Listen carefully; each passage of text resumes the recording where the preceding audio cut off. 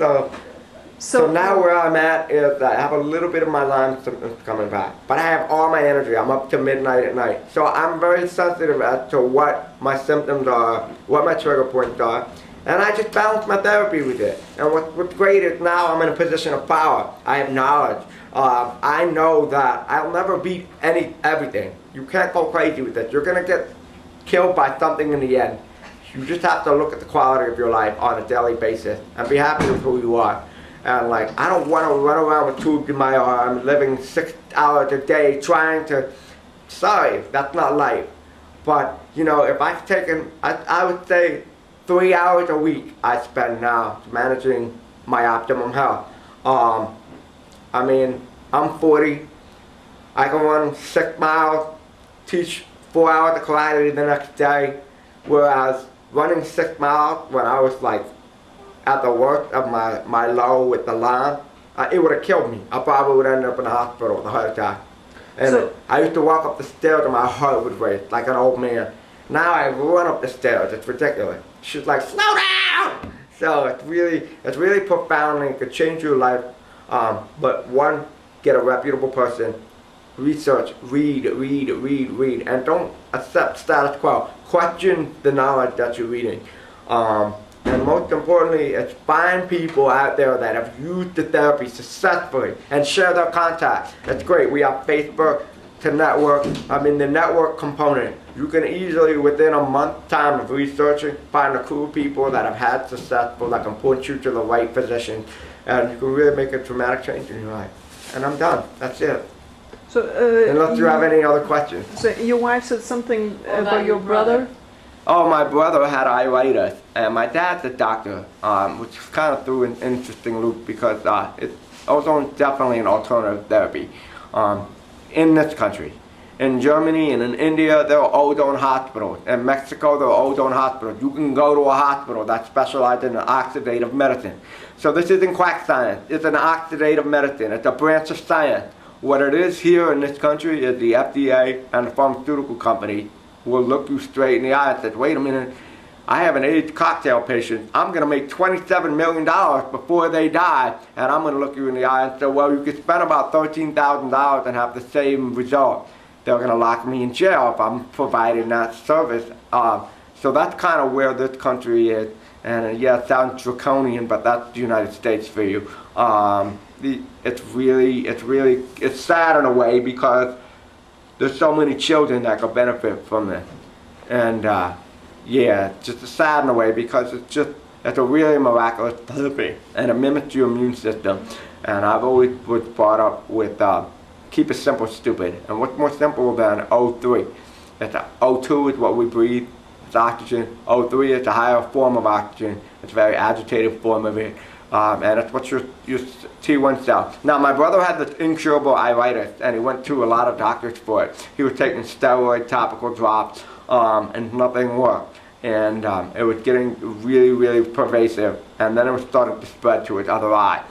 Now I was in like you said arthritis. He had arthritis? Oh no, iritis. Iritis is where the iris of your eye starts squeezing your pupil.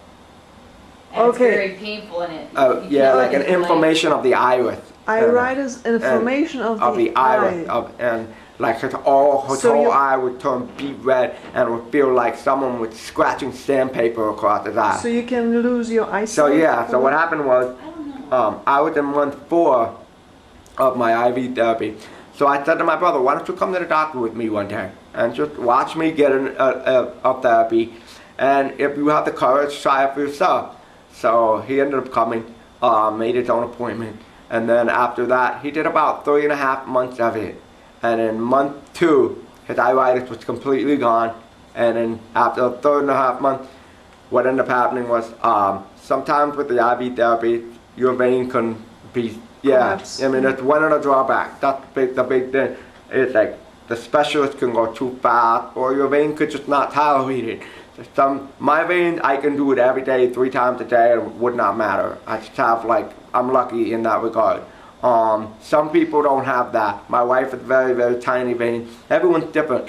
But that doesn't mean you can't use other forms of it. I mentioned that before. You can so he was doing this 3 times a week? Yeah, he was doing it 3 times a week. and he didn't know to hopscotch arms and try different veins in different places. So he was doing the same vein every time. So that's kind of like just lack of knowledge. And that's what I meant before by taking the time to research and read, and don't go into something blindly. That your life is very precious. But at the same time, if you don't have a life, no quality of it, you have to start somewhere. And this is a great place to start. A really great place to start. So after 2 months, his iritis... He had one little flare-up a year later that lasted for a day, but it's not come back even to this day. It's been about 2 years now. And he's had complete resolution of his symptoms. Wow. So now let's talk about when I was at the doctor's office. Let's talk about some of the people that were next to me, because I have a lot of interesting stories and I'm going to keep it really brief. But I was next to HIV patient, I was next to cancer patient, I was next to herpes patient.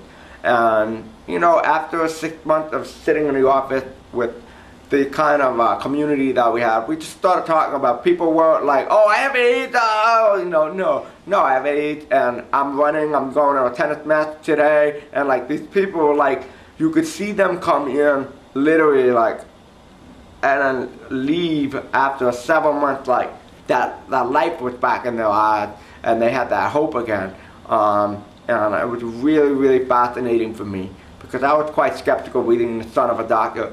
But hearing the story, we had a woman there whose story really, really profoundly affected me. Actually, 2 stories. The first one, the woman had toxic black mold, but that had gotten... What was it? Toxic? Toxic black mold, but had gotten into toxic her black mold. Yeah, that had gotten into her bloodstream. And what were her she symptoms? used every kind of antifungal agent to try to thing, but her symptoms were multiple.